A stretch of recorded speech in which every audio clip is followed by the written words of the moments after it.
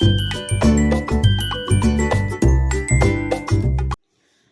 My dear students, कैसे हैं आप सब। उम्मीद करती हूँ सब स्वस्थ होंगे, मस्त होंगे और अपने काम में व्यस्त होंगे। और व्यस्त होना बहुत जरूरी है।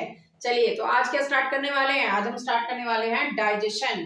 डाइजेशन क्या होता है? खाना खाया और खाना खाने के बाद पचाया। कैसे पचाया? हमारे शरीर ने पचाया। तो क्या क्या स्टेप्स होते हैं, ठीक है। चलिए, तो स्टार्ट करते हैं। आपके डाइजेशन में 5 स्टेप्स होते हैं बेटा। 5 स्टेप्स कौन कौन से होते हैं? पहला स्टेप कौन सा होता है? पहला स्टेप होता है हमारा इंजेशन। इंजेशन का मतलब खाना गया स्टमक में, खाना हमने खाया मुंह से और गया पेट में। फिर हमें नहीं पता क्या होना है, ठीक है। नहीं, खाना हमारा जो सबसे पहले हमने खाया, इंटेक किया, intake of food is called ingestion. Second step क्या होगा? डाइजेशन। डाइजेशन मीन्स खाने को पचाया। कैसे पचाया, किसने पचाया, सब बताएंगे अभी। पर पहला इंजेशन, खाना को खाना। दूसरा खाने को पचाना। तीसरा स्टेप क्या होता है? थर्ड स्टेप क्या होगा? थर्ड स्टेप होगा एब्जॉर्प्शन। एब्जॉर्प्शन का मतलब खाना जो है वो ब्लड ने सारे न्यूट्रिएंट्स को एब्जॉर्ब कर लिया। क्यों? क्योंकि भाई डाइजेशन में तो खाना गया है अंदर, पचा है, तो न्यूट्रिएंट्स निकलेंगे, उसको कौन एब्जॉर्ब करेगा? ब्लड एब्जॉर्ब करेगा। और फोर्थ क्या होगा? फोर्थ होगा एसिमिलेशन। एसिमिलेशन का क्या मतलब हो गया? एसिमिलेशन का मतलब हो गया ब्लड ने उस जो न्यूट्रिएंट्स जिसको एब्जॉर्ब किया है उसको डिफरेंट डिफरेंट पार्ट्स तक पहुंचाया। हर एक सेल तक पहुंचना जरूरी है, तभी तो हमारी ग्रोथ होगी, ठीक है। तो हर एक सेल तक पहुंचाएगा, उसको एसिमिलेशन कहेंगे। और फिफ्थ क्या होगा? इजेशन। इजेशन का मतलब एग्जिट आउट। किसका एग्जिट आउट? खाने का एग्जिट आउट नहीं, वेस्ट का एग्जिट आउट, ठीक है। तो these are the 5 steps of digestion, जिसको आपको पढ़ना है। बहुत ही बेसिक स्टेप है। 6th स्टैंडर्ड से आपको ये बेसिक स्टेप्स पता होते हैं, लेकिन कुछ को 12th में भी आके नहीं पता होते हैं। चलिए, तो सबसे पहले हमारे पास आ जाता है इंजेशन। इंजेशन में कुछ नहीं है। इंजेशन में क्या है? इंजेशन में है intake of food. Intake of food. Food को हमने क्या करा? इनटेक कर लिया, खा लिया। मनपसंद चीज बना दी और हमने उसको खा लिया, ठीक है। Intake of food. लेकिन डाइजेशन जब हम देखेंगे सेकंड स्टेप, तो वो बहुत बड़ा प्रोसेस है। इंजेशन में कुछ नहीं है। इंजेशन में तो सिंपल आपने खाने को खा लिया और पचा लिया, सॉरी, खाने को खा लिया, ठीक है। अब हम आ जाते हैं डाइजेशन, जो कि सेकंड स्टेप है और बहुत बड़ा प्रोसेस है। इसी को ही पढ़ने वाले हैं हम। तो सबसे पहले डाइजेशन 2 तरीके से स्टार्ट होगा। पहला डाइजेशन स्टार्ट होगा मैकेनिकली, डाइजेशन स्टार्ट होगा। और दूसरा स्टार्ट होगा केमिकली, डाइजेशन स्टार्ट होगा। केमिकली मतलब केमिकल्स के थ्रू, एंजाइम्स के थ्रू, ठीक है।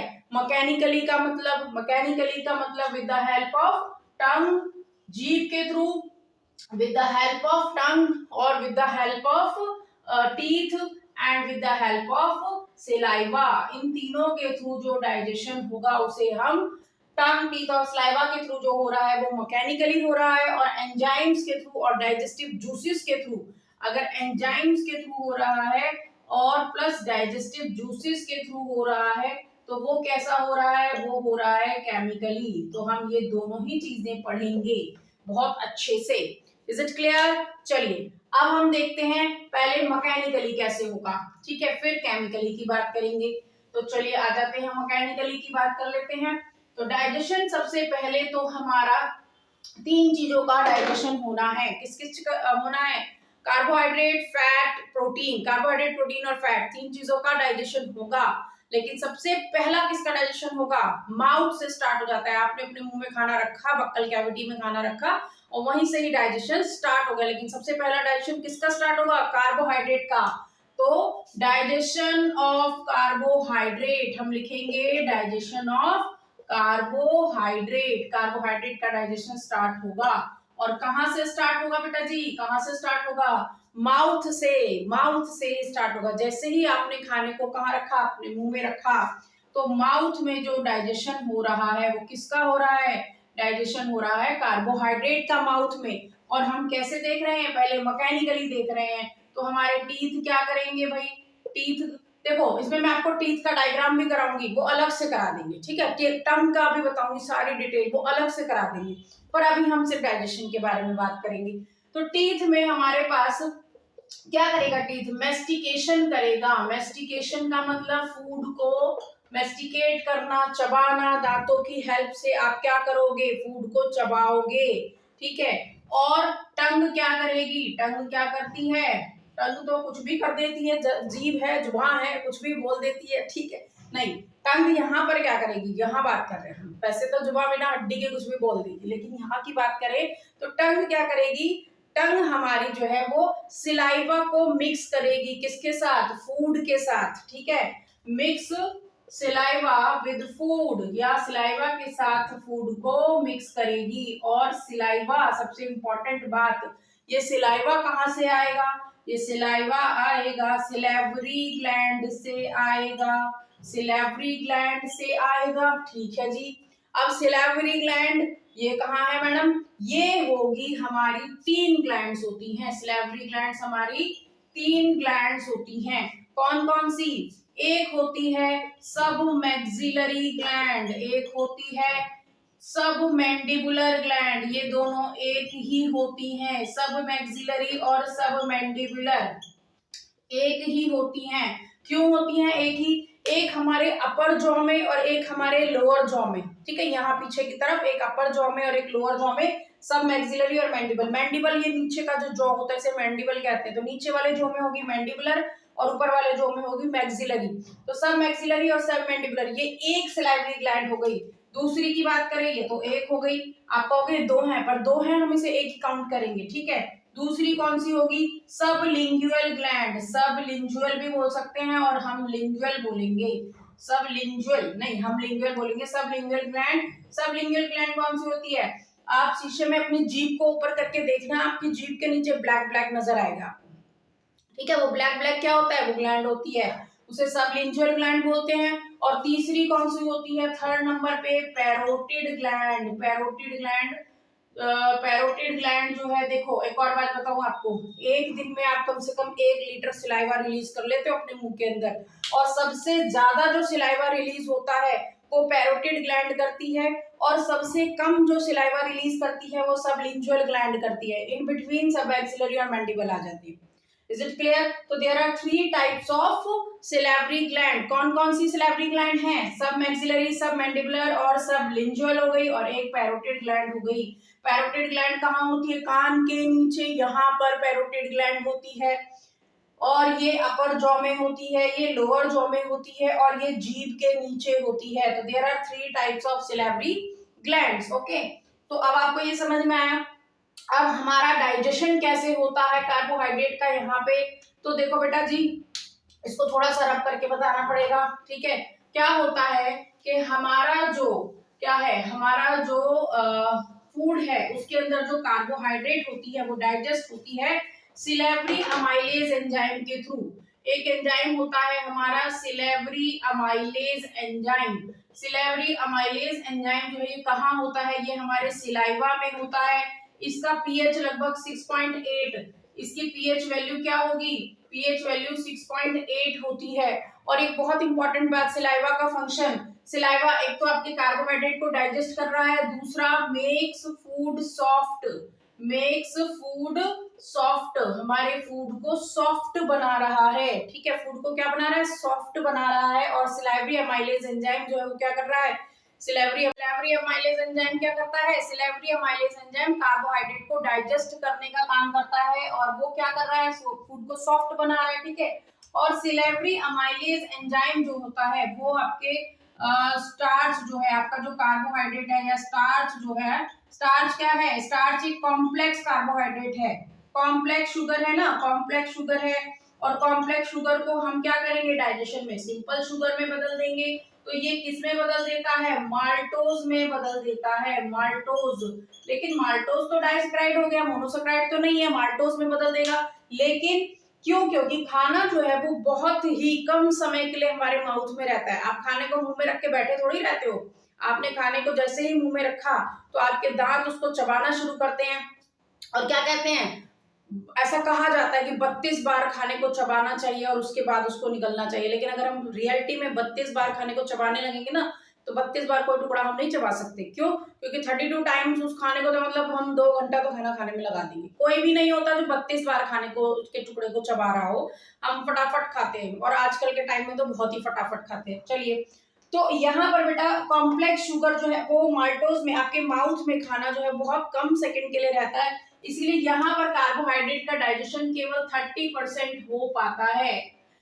ठीक है, तो यहाँ पर there is only 30% of carbohydrate will digest by the enzyme of salivary amylase. Okay, और जहां पर भी आपको अमाइलेज वर्ड मिल गया वो कार्बोहाइड्रेट को डाइजेस्ट करने वाला एंजाइम ही होगा। तो complex sugar starch is converted into simple sugar maltose in your mouth. In your mouth भी नहीं कहेंगे हम, बक्कल कैविटी कहेंगे, इसको हम बक्कल कैविटी कहते हैं।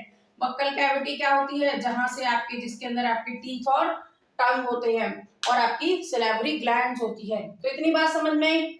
उसके बाद क्या होगा, आपका जो फूड है वो टंग की हेल्प से मेस्टिकेट होगा, पहले तो टीथ की हेल्प से और टंग की हेल्प से वो अच्छी तरीके से सलाइवा के साथ मिक्स होकर बाउलस की फॉर्म में, उसको हम बाउलस कहते हैं, बाउलस की फॉर्म में आप उसको क्या करोगे? निगल लोगे।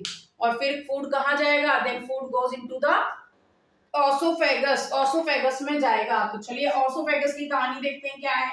अब यहाँ पर एक और बात याद रखना, जैसे आपके टीथ है, टीथ के अंदर, टीथ में भी हमारे पास डिफरेंट टाइप्स के टीथ होते हैं। जैसे अगर हम टीथ की बात करें तो हमारा जो ह्यूमन टीथ का फॉर्मूला है 2123 अपॉन में 2123, ये फॉर्मूला है। ठीक है, 2123 अपॉन में 2123। Canine incisor premolar molar, canine incisor premolar molar, एक तरफ के जॉ की आधे हिस्से की बात करते हैं हम।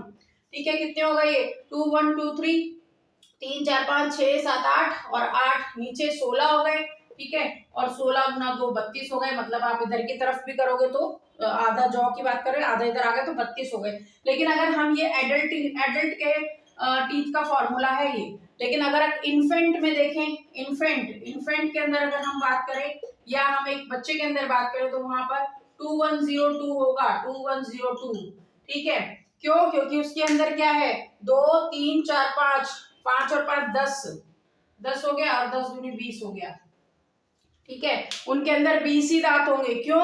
क्योंकि उनके अंदर क्या नहीं होता, उनके अंदर प्री मोलर बाद में आते हैं और एक मोलर बाद में आता है जिसको हम विजडम टीथ कहते हैं। थर्ड मोलर को हम विजडम टीथ कहते हैं, या जिसको आप अक्कल दाढ़ कहते हो, वो बाद में आती है। तो 2102 और 2102 ये दोनों चीजें क्या है आपकी? ये है आपके इन्फेंट का जो है फॉर्मूला हो गया। कौन सा?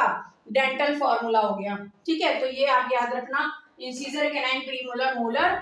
और यहाँ पर अगर हम इन्फेंट की बात करेंगे तो कोई और चीज बताओ, अगर हम इन्फेंट की बात करेंगे तो इन्फेंट में बेटा 2102 है ना, तो हमारे पास 20 ही दांत हो गए। तो इसका मतलब जो 12 दांत हैं वो कैसे हैं? देखो, आप कहते हो ना एक मिल्क टीथ होते हैं, परमानेंट टीथ होते हैं। मिल्क टीथ का मतलब क्या हो गया? जो दांत हमारे अभी आए हैं, बच्चे के अंदर आते हैं और फिर दोबारा आते हैं।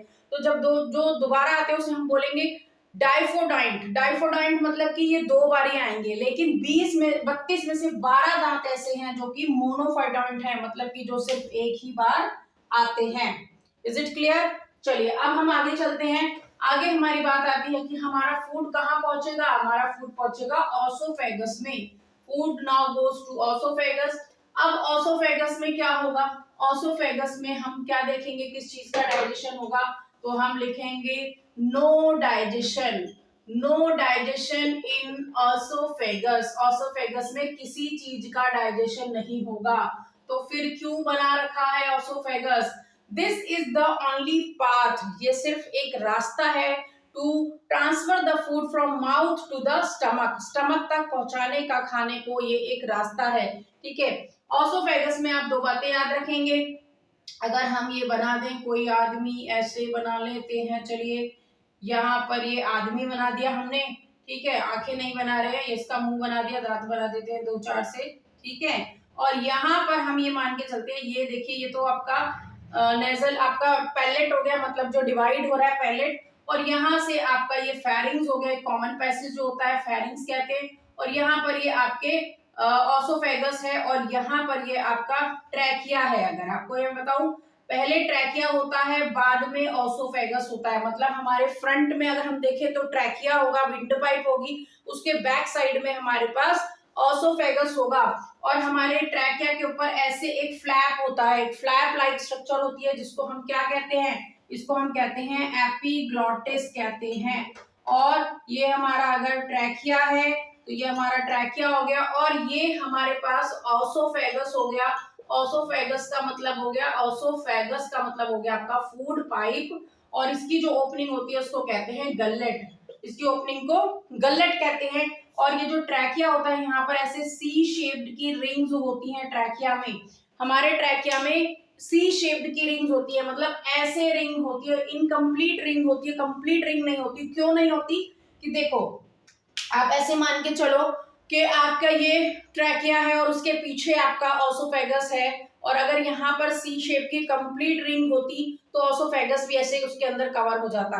तो यहाँ पर जब हम खाने को निगलते हैं बेटा तो एक मूवमेंट होती है, हमारी मसल्स कॉन्ट्रैक्ट रिलैक्स ऐसे होती हैं, और इस मसल्स के कॉन्ट्रैक्शन एंड रिलैक्सेशन को हम कहते हैं पेरिस्टेलिटिक मूवमेंट। क्या कहते हैं?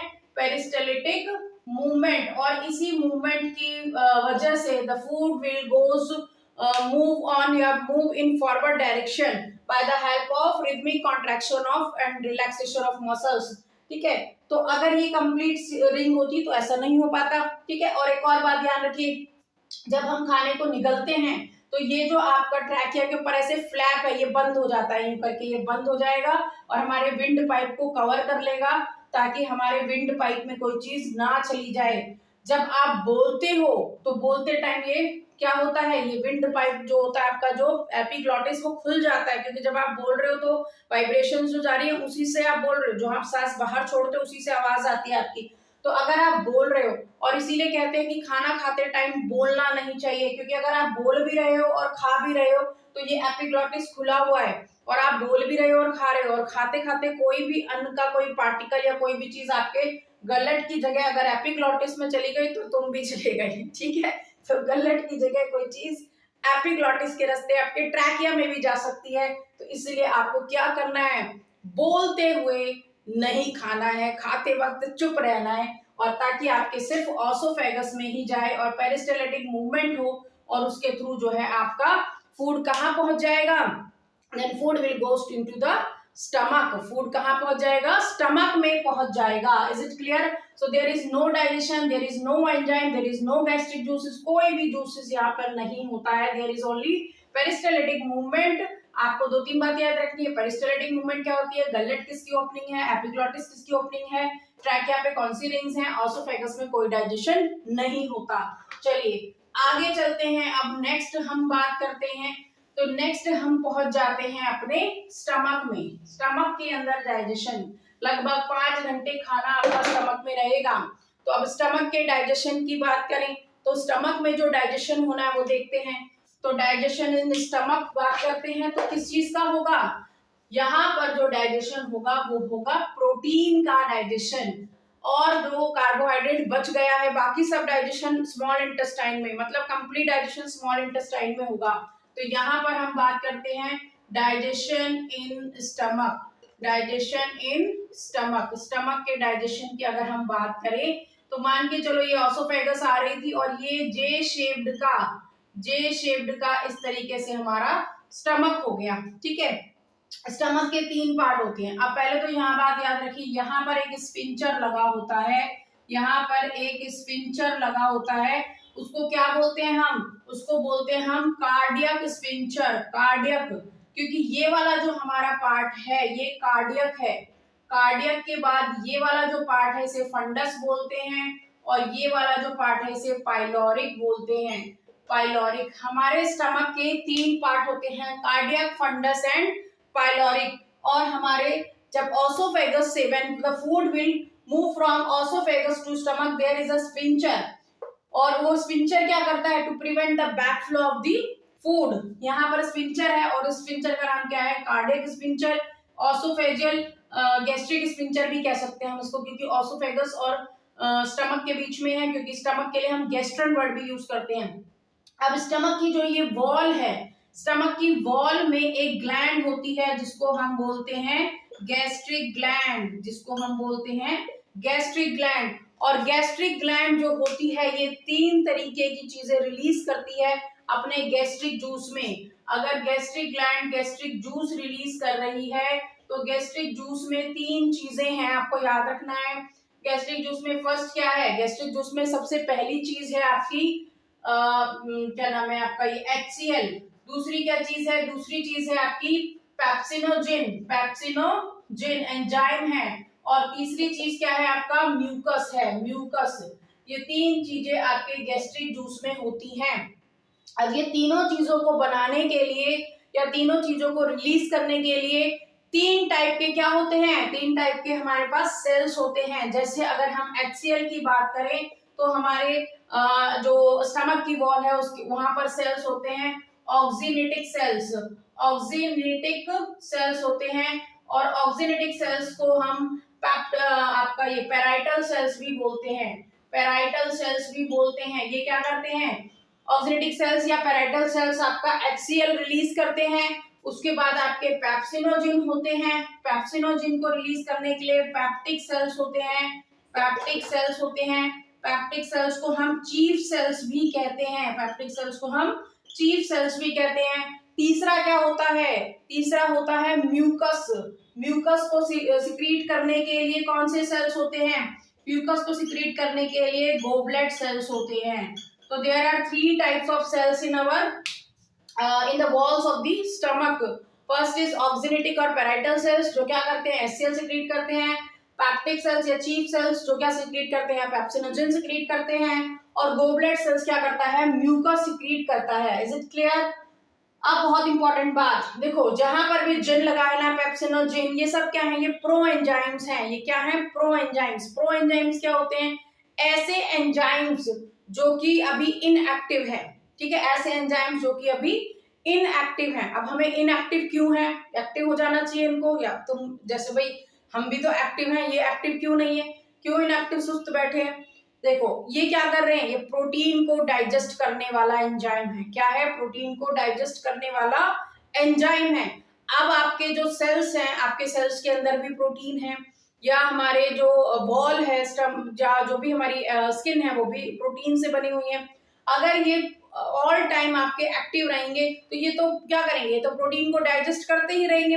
अब जब आप खाना खाते हो तो प्रोटीन डाइजेस्ट होगा ना आपके खाने का। अब आपने खाना तो खाया नहीं, तो ये क्या करेंगे, इनको तो डाइजेशन करना है। तो ये आपके सेल्स के अंदर जो प्रोटीन है या आपके जो स्टोर्ड प्रोटीन है उन सबको भी डाइजेस्ट करना शुरू कर देंगे। तो इसीलिए हमें जब जरूरत होती है तब इनको एक्टिव करा लिया जाता है, और अदरवाइज ये क्या रहते हैं, इनएक्टिव रहते हैं, इसलिए इनको प्रो एंजाइम कहते हैं। Is it clear? चलिए आगे देखते हैं हम। अब क्या होता है इसके अंदर, इसको थोड़ा सा देखते हैं। अब सबसे पहले आपका इनको एक्टिव कैसे किया जाए ये देखते हैं। तो इनको एक्टिव करने के लिए हमारे पास क्या होगा, हमारे पास HCl है। तो पेप्सिनोजिन जो आपका इनएक्टिव है, पेप्सिनोजिन जो आपका इनएक्टिव है, ये किस में कन्वर्ट होगा, पेप्सिन में कन्वर्ट होगा। लेकिन कौन करेगा, HCl। HCl इसको एक्टिव करेगा। और HCl क्या करेगा, क्योंकि HCl बहुत ही कंसंट्रेटेड होता है।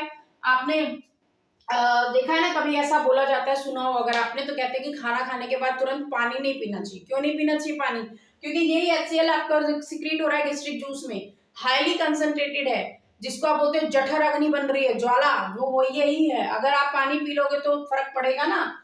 तो यहाँ पर आपका एक तो HCl क्या कर रहा है, एसिडिक मीडियम प्रोवाइड करा रहा है। एसिडिक मीडियम किसके लिए प्रोवाइड करा रहा है, एक्शन ऑफ पेप्सिन। पेप्सिन जो है वो एसिडिक मीडियम में ही आपका काम करेगा, तो HCl उसको एसिडिक मीडियम प्रोवाइड कर रहा है। दूसरा, kill microorganism enter in our mouth along with food. Kill microorganism को किल कर रहा है जो आपके खाने में, आपके खाने के साथ आपके स्टमक में आ गए हैं, उन माइक्रो ऑर्गेनिज्म को किल भी करता है। Is it clear?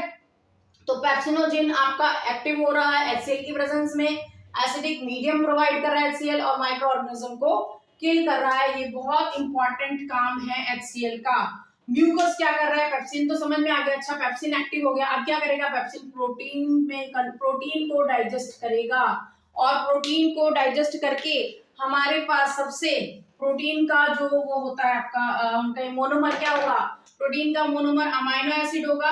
लेकिन ये अमाइनो एसिड में कन्वर्ट नहीं करेगा, अभी क्या करेगा, अभी इसके डेरिवेटिव्स में कन्वर्ट करेगा, पेप्टोन्स, पेप्टाइड्स, अभी ये बनाएगा। लास्ट में जब स्मॉल इंटेस्टाइन में कंप्लीट डाइजेशन होना है तब अमीनो एसिड बनेगा, ठीक है, तो अभी नहीं बनेगा। पेप्सिनोजिन पेप्सिन में कन्वर्ट हो गया, पेप्सिन क्या करेगा, प्रोटीन को डाइजेस्ट करने लग जाएगा। और म्यूकस क्या करेगा, म्यूकस का क्या रोल होगा, तो म्यूकस का ये रोल होगा कि म्यूकस जो है वो एक्सियल से बचाएगा हमारी स्टमक की वॉल्स को, क्योंकि आपका एक्सियल बहुत ज्यादा कंसंट्रेटेड है, उसको बचाने की जरूरत है। तो म्यूकस क्या करेगा, उसको प्रोटेक्ट करेगा। Is it clear? म्यूकस उसको प्रोटेक्ट करेगा, हमारी स्टमक की वॉल्स को बचाएगा। तो ये बातें क्लियर हो गई। स्टमक में आपका इस तरीके से डाइजेशन पूरा होगा। गैस्ट्रिक ग्लैंड होगी हमारी, गैस्ट्रिक ग्लैंड में गैस्ट्रिक जूस होगा, गैस्ट्रिक जूस में HCl, पेप्सिनोजिन और म्यूकस होगा। HCl आपका एसिडिक मीडियम प्रोवाइड करेगा, पेप्सिनोजिन को पेप्सिन में कन्वर्ट करेगा, म्यूकस जो है वो आपका स्टमक की वॉल को प्रोटेक्ट करेगा। क्यों एसिडिक मीडियम प्रोवाइड करने की जरूरत है? क्योंकि जब आपका माउथ में फूड था तो वो कैसा था, तब वो आपका सिलेब्री अमाइलेज जो है वो बेसिक उस पर काम कर रहा था, वो उसकी पीएच वैल्यू क्या दिखाई दी, 6.8 बताई थी। ठीक है, और इसमें जो है ये आपका एसिडिक मीडियम चाहिए पेप्सिन को एक्टिवेट होने के लिए। तो एसिडिक मीडियम कहाँ से आएगा? एसिडिक मीडियम आपका पेप्सिन से सॉरी HCl से आएगा। इतनी बात समझ में आई। अब कहाँ जाएगा फूड हमारा? अब फूड हमारा जाता है इंटेस्टाइन में। इंटेस्टाइन में जाएगा। इंटेस्टाइन के भी पार्ट्स हैं हमारे। इंटेस्टाइन में डाइजेशन थोड़ा सा लंबा है, तो पहले हम यहाँ पे थोड़ा सा समझेंगे, बाद में इंटेस्टाइन का डाइजेशन बताऊंगी। अभी इतना ही पढ़ाऊंगी मैं आपको, लेकिन कुछ और बेसिक चीजें बताती हूँ। देखो, सबसे पहली बात, स्मॉल इंटेस्टाइन। स्मॉल इंटेस्टाइन को हम स्मॉल और लार्ज इंटेस्टाइन किस बेस पे कहते हैं? तो स्मॉल इंटेस्टाइन जो है वो आपका उस जो लेंथ है उसकी स्मॉल इंटेस्टाइन की लगभग 7 से 8 मीटर की है। 7 से 8 मीटर की लेंथ होने के बाद हम उसे स्मॉल क्यों कह रहे हैं? क्योंकि इसका डायमीटर कम है। तो डायमीटर के बेसिस पर हमने इसकी जो है स्मॉल उसको नाम दिया है।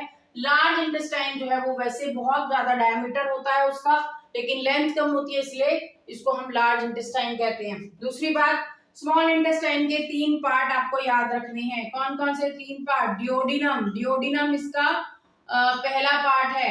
डिओडिनम के बाद जियोजिनम। जियोजिनम इसका दूसरा पार्ट है, और फिर इलियम इसका तीसरा पार्ट है। इलियम में सबसे ज्यादा एब्जॉर्प्शन होता है। फिर इसका देखें तो सीकम बोलते हैं, और सीकम के बाद आपका कोलोन आ जाता है, और कोलन के बाद आपका रेक्टम आ जाता है। तो ये 3 पार्ट आपको याद होने चाहिए। स्मॉल इंटेस्टाइन के डिओडिनम, जियोजिनम, इलियम, और लार्ज इंटेस्टाइन का सीकम, कोलोन एंड रेक्टम। और उसके बाद ही आपका क्या होगा? आपका वहां पर क्या होता है स्टमक में? स्टमक में भी 3 पार्ट बताए थे मैंने। स्टमक के 3 पार्ट कौन कौन से बताए हैं? स्टमक के 3 पार्ट हैं हमारे, कौन से बताए थे अभी मैंने? कार्डियक आपका, और फिर उसके बाद फंडस, और फिर आपका पाइलोरिक। ठीक है, तो अभी मैंने जो आपका स्टमक के बाद आपका फूड कहाँ जाएगा? अब हमारा फूड कहाँ जाना चाहिए? हमारा फूड इंटेस्टाइन में जाना चाहिए। इंटेस्टाइन में हमारा फूड जाएगा। ठीक है, तो अब हम यहाँ देखते हैं, ये हमने बनाया था स्टमक। ठीक है, ये हमारा स्टमक हो गया इस तरीके से, और यहाँ से हमारा क्या शुरू हो गया? यहाँ से हमारा शुरू हो गया क्या? आपकी डिओडिनम शुरू हो जाती है। यहाँ पर भी एक आपका स्पिंचर होगा, और यहाँ पर भी स्पिंचर होगा। यहाँ वाले स्पिंचर का नाम होगा पाइलोरिक स्पिंचर। Pyloric sphincter. ठीक है, और यहाँ वाले स्पिंचर का नाम मैंने बताया था कार्डियक स्पिंचर। Cardiac sphincter. और एक बात बताऊं आपको, देखो, ऑसोफेगस और स्टमक। स्टमक को मैंने बोला गैस्ट्रन भी बोलते हैं, तो इस स्पिंचर का एक और नाम हो सकता है oesophageal gastric sphincter. Oesophageal gastric sphincter. अब यहाँ देखो, यहाँ पर डिओडिनम शुरू हो गया, यहाँ पर गैस्ट्रिक मतलब यहाँ स्टमक है, तो gastric duodenal sphincter. Gastric duodenal sphincter. तो और भी नाम हो सकते हैं, ये बड़े बड़े नाम सुन के घबराने की जरूरत नहीं है, वही नाम को कनेक्ट करके एक स्फिंक्टर बना देते हैं। ठीक है, then food will enter into the intestine, small intestine, the part of the small intestine in duodenum through the pyloric sphincter. अब डिओडिनम में फूड कैसे डाइजेस्ट होता है, ये हम बात करेंगे हमारी नेक्स्ट वीडियो में। अभी के लिए आपको इतना ही करना है। नेक्स्ट जो मैं वीडियो बनाऊंगी उसमें मैं आपको स्मॉल इंटेस्टाइन का पूरा बताऊंगी आपको। ठीक है, लेकिन अभी के लिए इतना। मैं नेक्स्ट जो क्लास लूंगी उसमें आपको ये सारी चीजें पूछूंगी, पहले इसके क्वेश्चंस पूछूंगी थोड़े बहुत, और उसके बाद में आपको इसका बताऊंगी आगे स्मॉल इंटेस्टाइन का। This is enough for today. Thank you so much.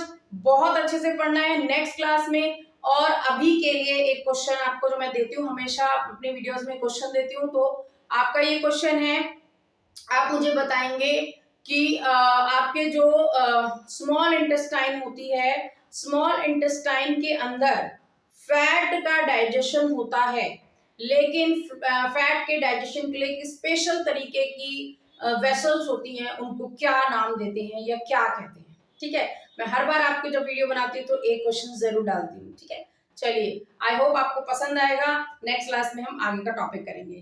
Thank you so much students.